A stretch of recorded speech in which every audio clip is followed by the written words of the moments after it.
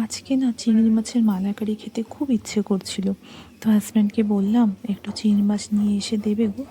সকালে ঘুম থেকে উঠে ও চিংড়ি মাছ নিয়ে এসে দিল। তারপর আমি চিংড়ি মাছ মালাইকারি করার জন্য যা যা উপকরণ লাগে সেগুলো পাটাতে বেটে নিলাম। আসলে না কি বলো তো, পাটায় বেটে যদি কোনো কিছু করা যায়, মানে মাছ বলো মাংস বলো, মশলা বেটে যদি কি করা যায় তাহলে দেখবে খুব টেস্ট হয়। তো আমার খুব ইচ্ছে ছিল, আজকে অনেক দিন হলো চিংড়ি মাছ খাই না, তো খুব ইচ্ছে করছিল যে চিংড়ি মাছের মালাইকারি খাই।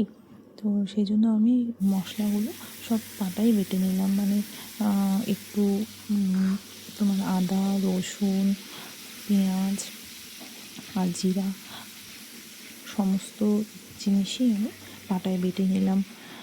আর দেখো জিনিসগুলো সব দিয়ে দিয়েছি।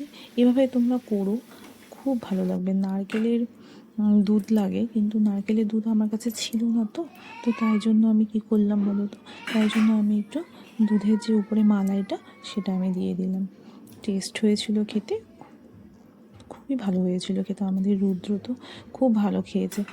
যাই হোক, তোমরা না এইভাবে করো, আশা করি তোমাদেরও ভালো লাগবে।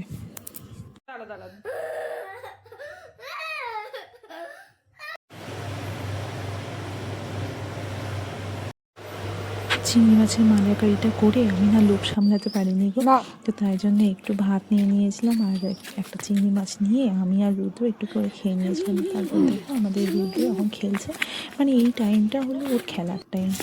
তো আমি সকালবেলাটা ওকে একটু সময় দিই সবার সঙ্গে খেলার জন্য।